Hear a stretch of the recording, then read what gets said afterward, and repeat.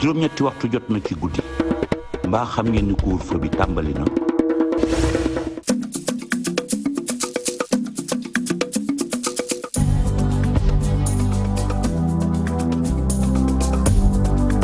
Mesdames et messieurs, bonsoir. Il est 20h sur les antennes de la télé Futur Média. C'est parti pour le sommaire de cette édition.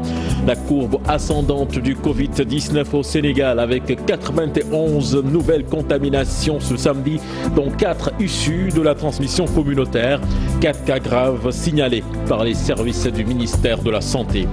2 mois jour pour jour après le cas zéro, le Sénégal en plein dans la guerre contre le Covid-19. De nouveaux sites aménagés pour désengorger des hôpitaux.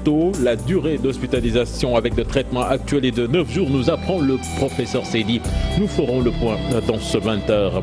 Et puis cette opération coup de poing à Dakar, plusieurs tonnes de plastique ont été saisies après l'application de la loi interdisant l'utilisation des sachets plastiques. Voilà le sommaire de ce 20h, tout de suite le développement.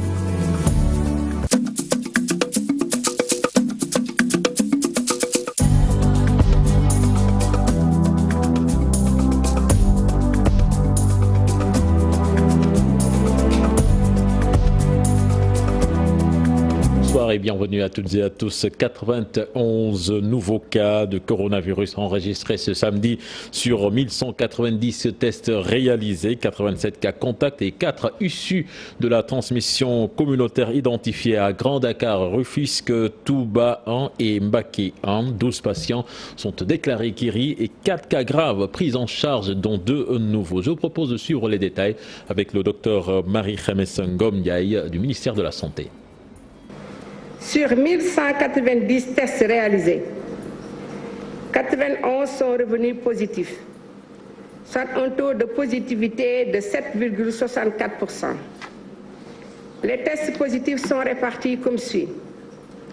87 contacts suivis par nos services, 4 cas issus de la transmission communautaire répartis entre Grand Médine 1, Rufisque 1, Touba 1, et Mbaké 1. 12 patients hospitalisés ont été contrôlés négatifs et déclarés guéris. 4 cas graves sont pris en charge dans les services de réanimation de l'hôpital de Fann et de l'hôpital principal. À ce jour, 1115 cas ont été déclarés positifs, dont 368 guéris, 9 décédés, 1 évacué, et donc 737 sous traitement. Et puis 400 lits sont mis à la disposition des soignants au hangar des pèlerins de Yoff et à la base aérienne de l'armée à Thiès et le centre des armées de Guéréo. C'est pour la prise en charge des malades du Covid-19. Selon le professeur Moussa Seydi, la durée médiane d'hospitalisation avec l'utilisation de l'hydroxychloroquine et l'azithromycine est de 9 jours. Je propose de suivre les détails dans cet élément signé Al-Hassan Ba. La prise en charge extra-hospitalière va démarrer. Elle va concerner les cas asymptomatiques ou peu symptomatiques. L'objectif est de ne pas faire de nos hôpitaux des hôpitaux Covid. Il y a déjà le site de M. le Président de la République en a parlé, c'est le hangar des pèlerins de l'aéroport Léopold Sédar Senghor. Il y a la base aérienne de Thiès, de l'armée, qui a été mise à disposition au ministère de la Santé. Mais également, il y a le centre des armées aussi de Guéréo. Une équipe médicale sera déployée sur place 24 heures sur 24 et une ambulance médicalisée sera positionnée. Donc, c'est des sites dans lesquels les patients seront pris en charge dans les meilleures qualités. Et aujourd'hui, on estime à 400 lits disponibles dans ces structures. Donc, 8 décès enregistrés au mois d'avril, 20 sites de prise en charge répartis dans 8 régions. 41,7% de nos districts sont touchés. Professeur Seydi renseigne sur les résultats obtenus sur une analyse préliminaire portant sur la durée médiane d'hospitalisation avec l'utilisation de l'hydroxychloroquine ou associée à l'azithromycine. Sur 181 patients, nous avons observé que la durée médiane d'hospitalisation était de 13 jours chez les patients qui n'avaient pris aucun traitement. Cette durée médiane était de 11 jours chez les patients qui avaient pris l'hydroxychloroquine seule et de 9 jours chez les patients qui avaient pris l'hydroxychloroquine associée à l'azithromycine. Concernant les événements indésirables ou les effets secondaires, l'analyse a porté sur 362 patients. Et dans cette analyse, nous avons observé 12 cas d'effets secondaires. Une particularité, l'existence de clusters. Nous avons des patients qui contaminent beaucoup de personnes. Et aujourd'hui, nous avons à peu près identifié 14 clusters qui, à eux seuls, sont responsables de plus de 20% des cas. Le nombre de guéris a été multiplié par 6. Les hommes sont les plus touchés, 52,22% et 47,78% pour les femmes. Selon Dr Bousso, il y a eu 2 cas de réinfestation, 9 701 contacts depuis le début ont été enregistrés et 5 226 suivis actuellement. Un chiffre qui va évoluer. Et puis retenez que le Sénégal compte à ce jour 1115 cas testés positifs au coronavirus. 2 mois après le cas zéro, les chiffres ne cessent d'augmenter avec la multiplication des cas communautaires. De nouveaux sites sont aménagés pour désengorger les hôpitaux. Aminata Mbaresso nous en dit davantage. 17 714 tests, 1115 cas, 737 sous traitement, 368 guéris, 9 décès, 4 cas graves. Les chiffres du Covid-19 au Sénégal. Depuis l'apparition de la pandémie le 2 mars, la courbe ne cesse de croître. Elle est passée de 190 cas à la date du 2 avril à 1115 à la date du 2 mai. Des observations du docteur Abdoulaye Bousso indiquent que le nombre de cas positifs s'est multiplié par 6 au cours du mois d'avril. Avec la multiplication des cas communautaires estimés à 116 aujourd'hui, les régions touchées ont également augmenté, 11 au total sur les 14 que compte le Sénégal. Un fort taux de contamination est également noté chez les personnes dont les âges sont compris entre 25 et 45 ans. Ils font 42% des patients. Autre nouveauté dans la communication du ministère de la Santé, l'identification de clusters. Ce sont des patients testés positifs et qui, à leur tour, ont contaminé un nombre important de personnes qui peut aller. Par exemple, une personne testée positive a pu contaminer au moins 28 personnes. 3 sites sont par ailleurs aménagés pour accueillir les patients dont l'état de santé n'est pas très grave. Il s'agit du hangar des pèlerins de l'aéroport Léopold Sédar Senghor, de la base militaire de Thiès et du site de Guéréo. Thiès étrenne son centre de traitement vu la hausse du nombre de cas testés positifs. Les autorités ont décidé d'installer une équipe de riposte au Covid-19. Les éclairages de Cheram Diop. À l'hôpital Amadou Sakhir Ndiéguène de Thiès, des médecins et infectiologues sont parés et prêts pour la prise en charge du Covid-19. La capacité d'accueil de ce centre est de 38 patients, dont 3 lits chauds pour les patients un peu plus graves. 3 lits chauds. Il faut dire quand même que nous sommes en attente de l'équipement pour ce qui est des 3 lits de réanimation, lits chauds. Nous avons donc 3 équipes qui seront composées d'infirmiers, de médecins, d'hygiénistes, de techniciens de surface. Même nous avons besoin aussi d'éléments de la sécurité. C'est pour ça que nous avons même fait appel à monsieur le préfet pour cela. Et nous aurons besoin d'ambulanciers. Donc vous voyez, c'est un personnel qui est vraiment très important et très diversifié. Dr Malik Ndiaye, le médecin-chef régional, pense que le centre est essentiel. Il revient sur la situation épidémiologique de la région. Donc vient de traîner le centre de traitement qui permettra de prendre les malades sur place et de ne plus les envoyer à Dakar. Si on introduit les statistiques de ce matin, 65 cas de coronavirus confirmés qui sont suivis. Nous avons 917 contacts qui sont suivis dans les hôtels de la place. Nous avons 51 voyageurs qui voyagent par la mer aussi que nous suivons. L'urgence voudrait quand même que nous se sentons parce qu'il y a des cas aujourd'hui à Thiès et ces cas-là ne peuvent pas continuer à être envoyés au niveau des autres centres. Donc nous avons ouvert un centre de 38 lits avec 3 lits de réanimation dont nous attendons le matériel de réa qui peut être augmenté à 60 lits. Au regard du dispositif mis en place, les autorités administratives et sanitaires peuvent espérer que ce site pourra faire face à tous les assauts. Cher Anta Diop, puis retenez que Kaolack enregistre son 6e cas testé positif au coronavirus sur les résultats des 38 prélèvements effectués et obtenus obtenus ce matin. Un est revenu positif.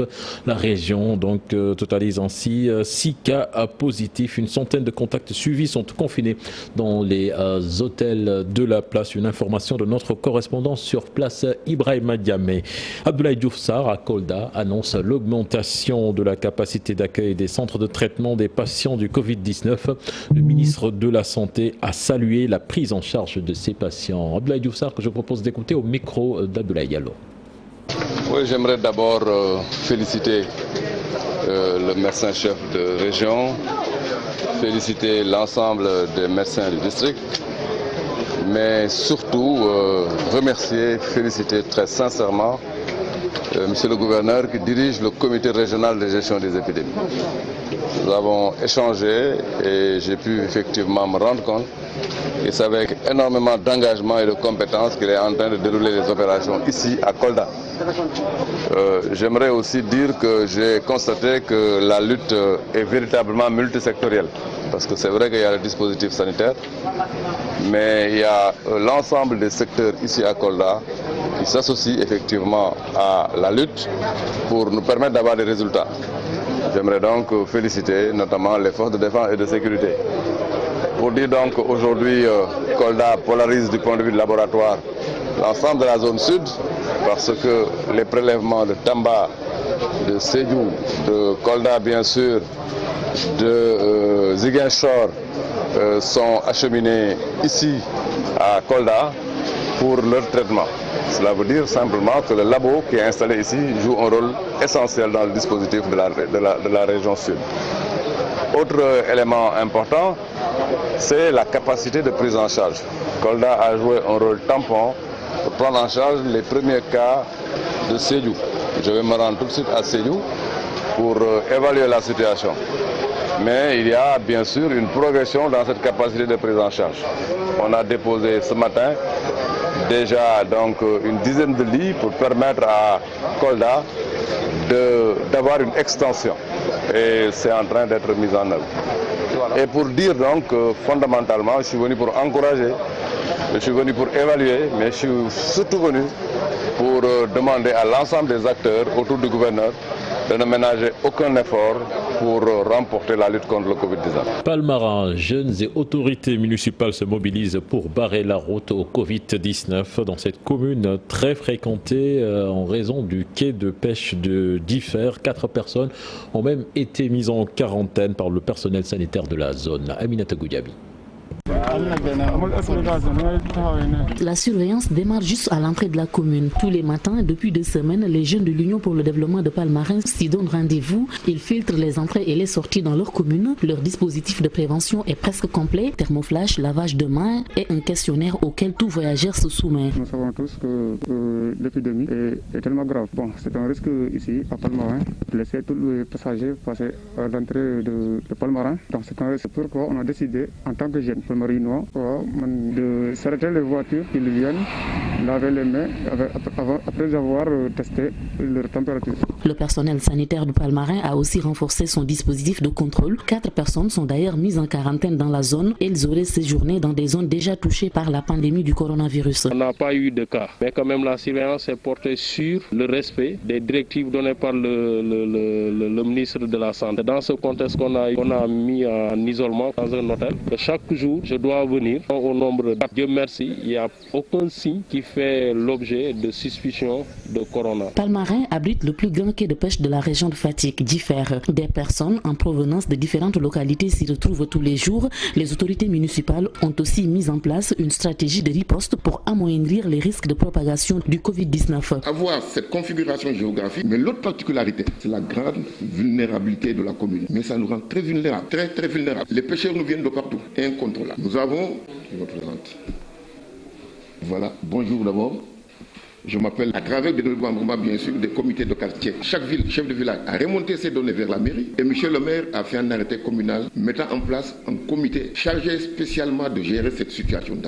Le transport fluvial a été interdit. Les pirogues ne font plus la navette entre les îles et Differ.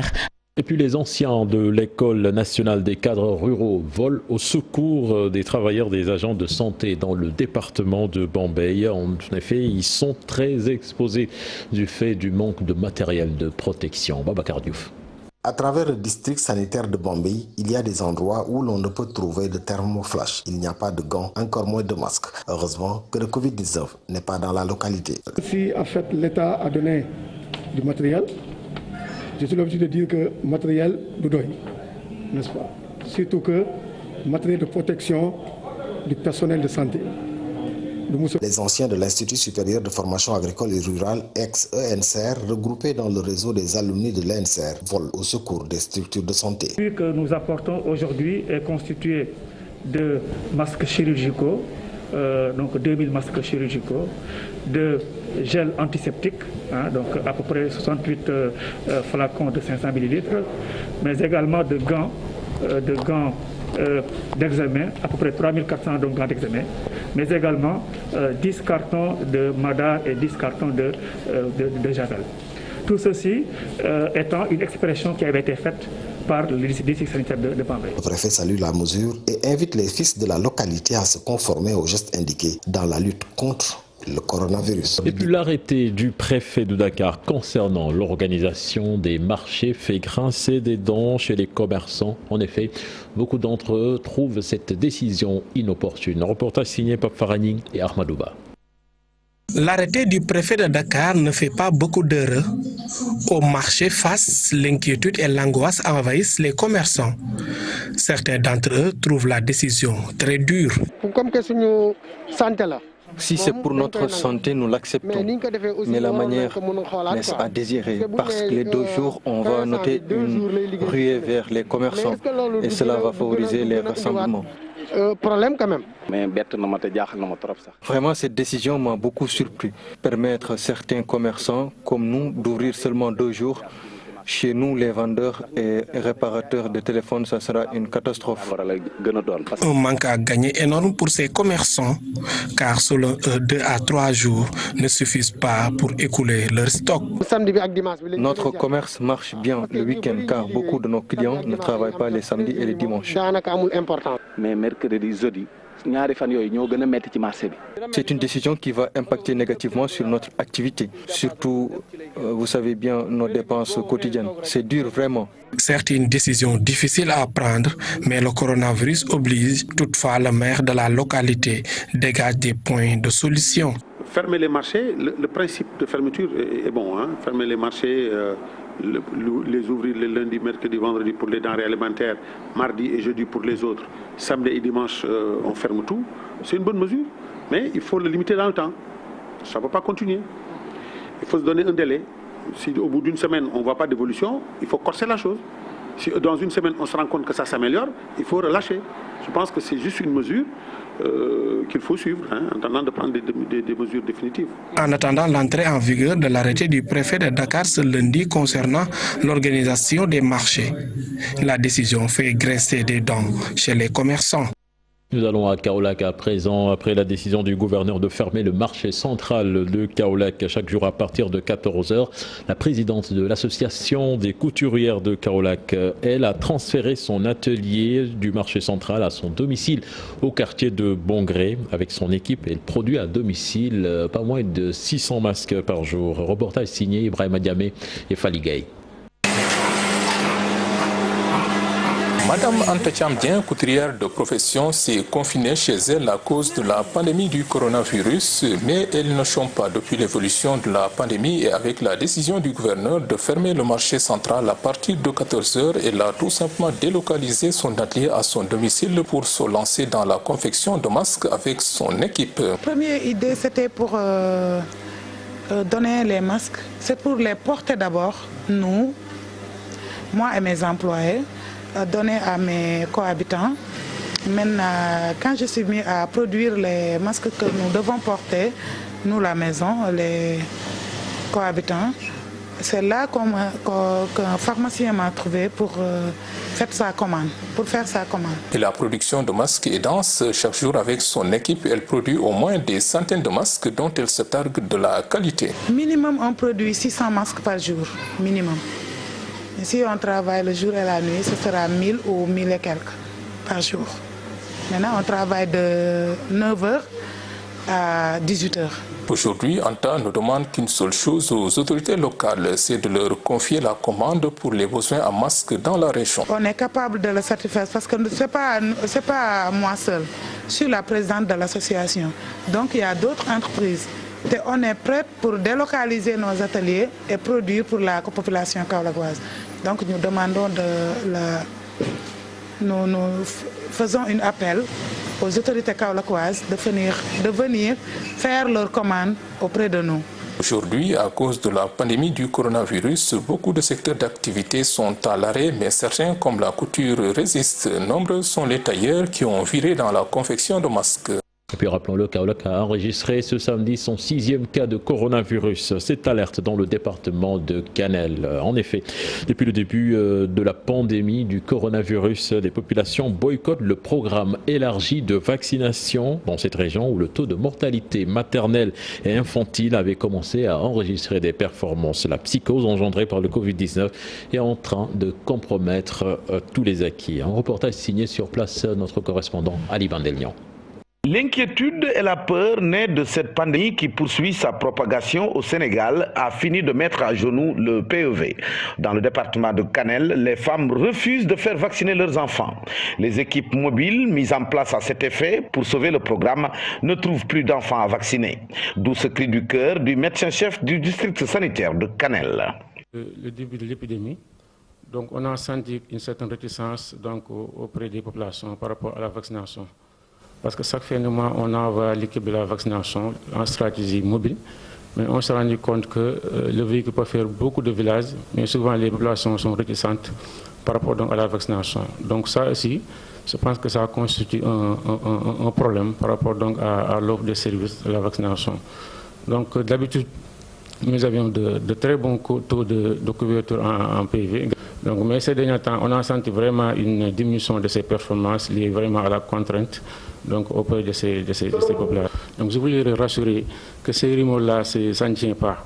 Donc c'est les mêmes vaccins qui sont toujours là et que je pense que ces vaccins également ont toujours protégé les populations. Donc on a sensibilisé même les chefs de village parce que dans cette zone, si toutefois que les chefs de village également refusent souvent, donc ça constitue une contrainte par rapport à ça. Je pense qu'avec les autorités et les chefs de village, nous sommes en train également de travailler là-dessus pour amener les populations à adhérer et à accepter également la vaccination. Et pourtant, il n'y a pas encore de cas de la maladie à coronavirus dans toute la région de Matam. Mais voici une des conséquences de la psychose qui a fini de gagner les populations de cette zone qui avait pourtant commencé à enregistrer des performances dans la lutte contre la mortalité maternelle et infantile.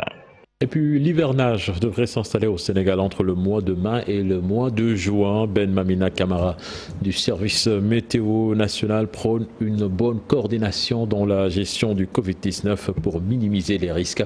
Je vous propose de l'écouter. Ces propos sont recueillis par Boubacar Diassi et Lamine Mandian. Et par rapport, c'est vrai, le début de l'hivernage est prévu en fin mai, en début juin. Et là, c'est d'abord dans la région de Kolda, ensuite timidement la région du Ziguinchor, ensuite ça va être au centre vers fin juin, et ensuite le centre, et puis en haut. Donc vraiment, c'est pourquoi je dis, ça sera difficile, mais je pense qu'en collaboration, en parfaite harmonie avec le corps médical, et nous allons voir avec les prévisions météorologiques, comment aujourd'hui travailler avec ces services de secours. Parce que nous avons appris comme certains cas dans certains villages, et avec l'installation de la pluie, ça sera difficile la coordination. Parce qu'on ne souhaite pas que le Covid-19 puisse effectivement rester jusqu'à ce qu'on tombe en plein hivernage. Ça sera un peu difficile. Mais je pense que nous sommes avertis. Nous sommes avertis et nous allons prendre toutes les dispositions et nous allons donner les informations climatiques, météorologiques à temps, mais une bonne coordination avec tous les secteurs et surtout avec cette saison des pluies. Et vous savez que c'est une région agricole. On prie pour que, effectivement, la situation s'arrête là. Autre aspect de l'actualité, application de la loi interdisant l'utilisation des sachets plastiques en vigueur depuis le 20 avril dernier. Plusieurs tonnes de plastique ont été saisies par les autorités. Une opération coup de poing a été menée à Dakar. Salif Sow, Asmalik Diop.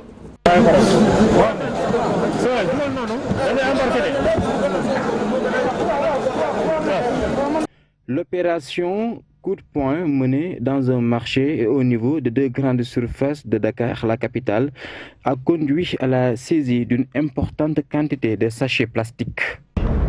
Les services du ministère de l'Environnement et du Développement durable, accompagnés de la brigade environnementale de la gendarmerie, ont procédé à des opérations d'abord de contrôle pour voir l'effectivité de l'application de la loi dans les commerces.